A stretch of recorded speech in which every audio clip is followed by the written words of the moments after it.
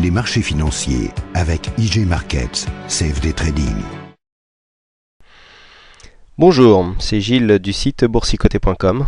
Voici l'analyse technique du CAC 40 pour la journée du jeudi 11 août 2011. Avec aujourd'hui encore une séance très volatile, j'étais tout fier et tout content dans la matinée d'annoncer une séance enfin calme, mais pas du tout. Puisqu'après une ouverture en hausse qui annonçait un rebond par rapport à la forte baisse enregistrée hier, nous avons ouvert donc à 3092,16, nous avons marqué un plus haut à 3098,60, un plus bas à 2891,11, vous avez bien entendu, 2891,11, on a enfoncé les 2900 points en séance, pour revenir en clôture tout proche du point d'ouverture à 3089,66 points. Le CAC 40 gagne au final 2,89% sur cette séance, plus de 86 points gagnés par rapport au cours de clôture d'hier. C'est donc une séance de hausse, la deuxième en 3 séances, qui, alors, avec des signaux très antagonistes. Alors, première chose, une séance qui a fait beaucoup de casse aujourd'hui, énormément de messages, comme je l'ai dit hier, de gens qui voient des pertes se creuser au sein de leur portefeuille, pour certains assez désespérés. C'est les risques de la bourse, je m'en suis déjà expliqué hier, c'est très difficile pour moi de vous expliquer comment intervenir sur des portefeuilles avec des grosses moins-values, vu que je coupe très court les pertes latentes. Alors il est évident que là, lorsque l'on a cassé ici les 2980 que je vous avais donné comme point de signal, comme une reprise de la phase baissière, beaucoup de gens ont paniqué. Je vous avoue que je n'étais pas à l'aise non plus, puisque on est parti chercher quand même des points bas sous les 2900 points. Alors on a encore eu des rumeurs, il y a beaucoup de choses qui se passent en ce moment, beaucoup de rumeurs, les marchés sont fébriles, je vous le disais hier. Et finalement, les cours sont remontés. Donc, je le dis, depuis maintenant quelques jours, on a une très forte volatilité. On voit l'indice de volatilité ici qui est 2 fois supérieur à sa moyenne. Donc, on est vraiment dans des mouvements paniques très rapides. Et donc, la volatilité peut faire du mal, puisque si on n'élargit pas ses stops, on se fait stopper à tous les coups. Et donc, on se fait sortir de ses positions. Et donc, si on est obligé d'éloigner ses stops dû justement à cette volatilité, le calcul est simple. On réduit son exposition. Attention, on est dans des marchés très nerveux, très fébriles, donc exposition réduite. Personnellement, je suis très peu investi sur mes portefeuilles personnels, et malgré ça, je vous en parlerai un petit peu tout à l'heure, on arrive quand même à s'en sortir et à traverser des périodes de crack comme nous avons là, enfin quasiment de crack comme nous avons là.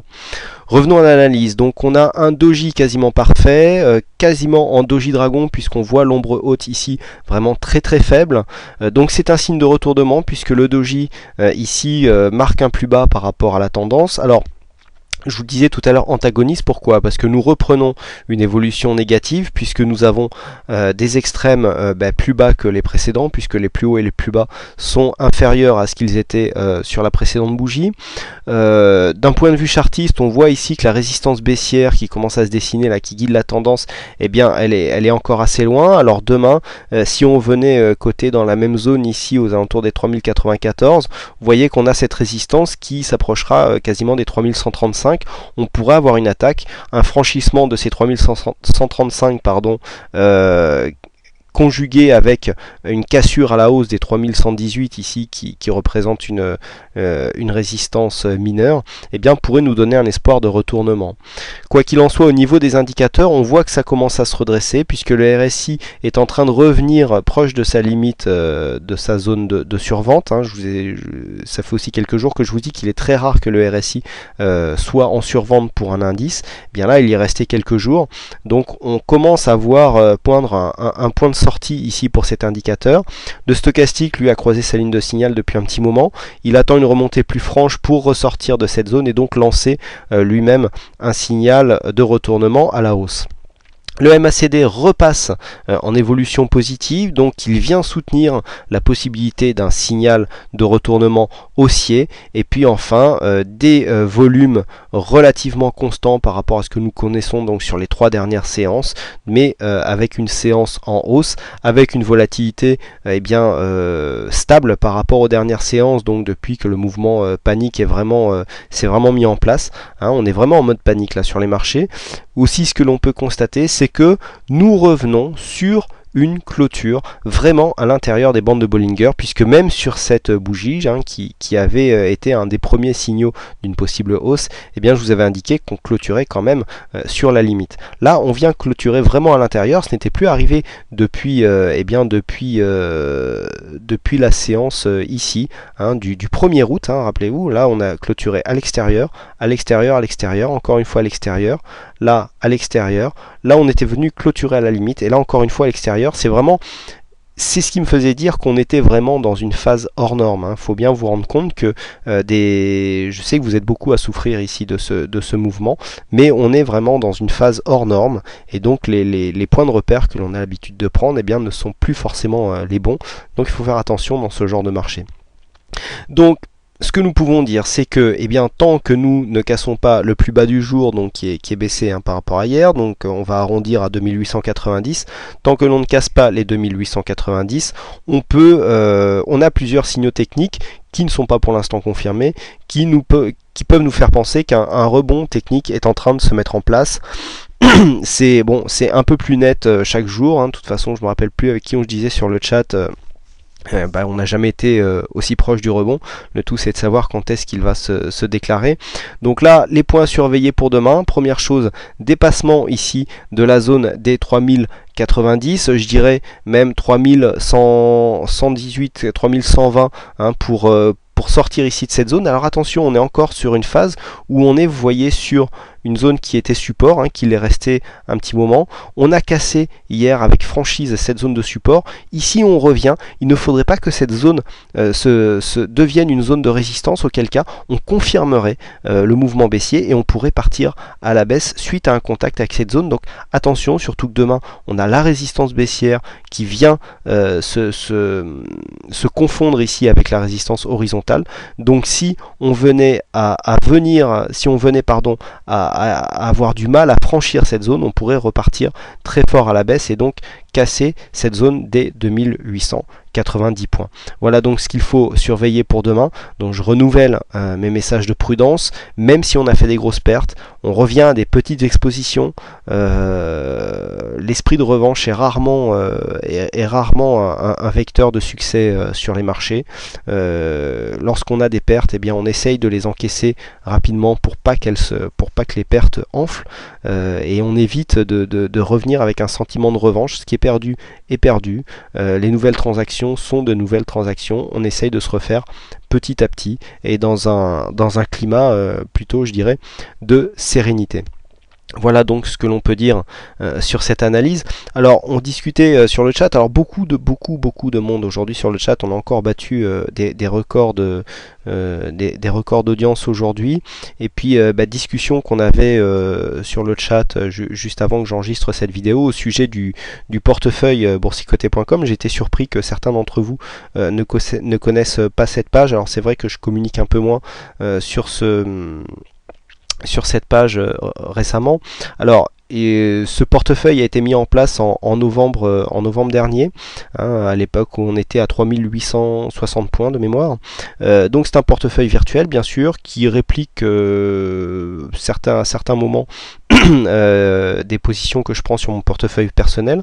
Donc il est là pour montrer la mise en place en fait d'une stratégie basée sur de l'arbitrage et avec un système de couverture.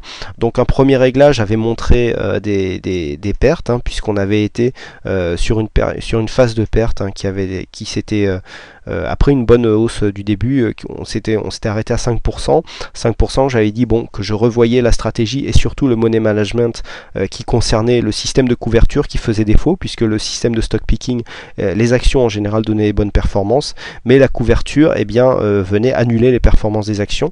Donc on y avait une petite interruption, ça correspond à la phase que nous avions là. mise en place d'un nouveau money management, et puis le money management qui a commencé à montrer, à faire ses preuves, puisque nous allons le voir, les résultats depuis quelques mois sont vraiment très satisfaisants, surtout que nous sommes dans une période baissière. Alors je rappelle que ce portefeuille est géré à la manière d'un PEA, c'est-à-dire qu'il n'y a aucune vente à découvert, tous les titres sont achetés au comptant, il n'y a aucun effet de levier, même via SRD, et donc les seules positions baissières que je m'autorise, c'est donc des positions en BX4, le fameux tracker baissier, qui est lui-même éligible sur le PEA. Et donc on voit que depuis la mise en place de cette stratégie, de ce money management, on voit que donc sur un an on reprend, donc on a regagné les pertes qu'on avait fait, puisque je vous disais tout à l'heure, quand on fait des pertes, on les encaisse, on change de stratégie et on repart. Et bien là c'est ce qui a été fait, on a baissé, donc on a changé de stratégie, on est reparti avec une exposition un peu moindre, et malgré ça vous voyez qu'on arrive à remonter des pertes. Donc ce qui est important de constater, c'est que même dans un marché baissier, avec des titres orientés à la hausse, on arrive à faire de la plus-value, puisque là regardez, sur 3 mois j'arrive à faire 4%. Alors c'est pas des performances extraordinaires, mais le CAC 40 a fait moins 24, donc le différentiel est quand même assez énorme. Et là vous voyez que sur le mois en cours, même en faisant 0,37, avec un CAC qui perd moins 15%, en ne faisant que des achats, en ayant des positions qui ne sont que à l'achat, puisque on peut voir donc maintenant sur la gestion du portefeuille que les titres qui sont choisis ne sont choisis que à la hausse. Vous voyez, Hermès, voilà, vendu, et c'est que des positions qui sont haussières. Alors on a des pertes de temps en temps, mais vous voyez qu'on coupe très court. Moi j'avais des positions haussières au début du mois que j'ai coupé à moins 2, moins 3%. Et bien aujourd'hui je suis bien content de les avoir coupées. Il vaut mieux se couper un doigt que couper tout le bras. Et puis cette fameuse couverture ici qui vient bien couvrir certaines pertes, puisque par exemple sur ce tracker on a fait 50% avec une gestion en plus overnight, puisque tous les ordres sont passés en dehors des heures d'ouverture des marchés, c'est-à-dire le soir ou le matin avant l'ouverture, aucune intervention intraday. Et donc ce portefeuille, vous pouvez le suivre, donc il faut avoir un compte sur Boursematch, sur Boursematch, vous ouvrez un compte sur le site boursematch.com et puis vous inscrivez, vous venez vous inscrire sur le portefeuille d'IQ91, vous vous abonnez et vous recevez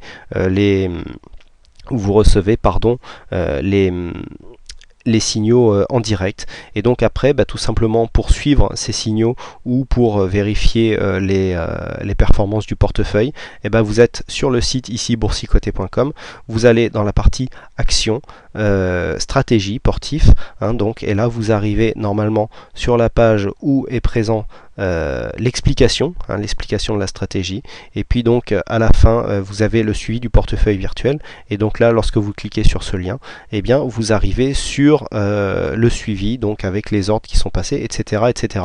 Donc c'est en total, l'accès est totalement gratuit, et je vous invite donc à vous y intéresser pour apprendre un système de couverture, d'arbitrage mêlé à du stock picking. Et vous voyez donc qu'avec ce genre de stratégie, on peut tout à fait sortir d'une période de crack en préservant le capital, puisque même si ici la performance n'est pas terrible, on arrive à un 26% sur une année, mais je sais que vous êtes nombreux maintenant à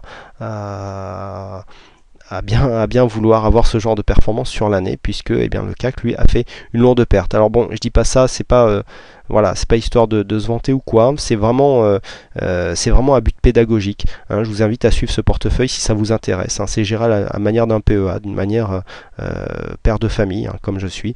Et j'espère que ça vous aidera à progresser dans le trading et surtout à limiter vos pertes. Donc voilà ce que l'on peut dire sur la journée. Donc il ne me reste plus qu'à vous souhaiter à toutes et à tous une bonne soirée. Ce soir c'est Tristan qui a gagné au jeu du fixing, donc bravo à lui, ça fait 2 d'affilée. Et puis je vous souhaite donc à toutes et à tous une bonne soirée, bonne chance dans vos trades, et je vous donne rendez-vous.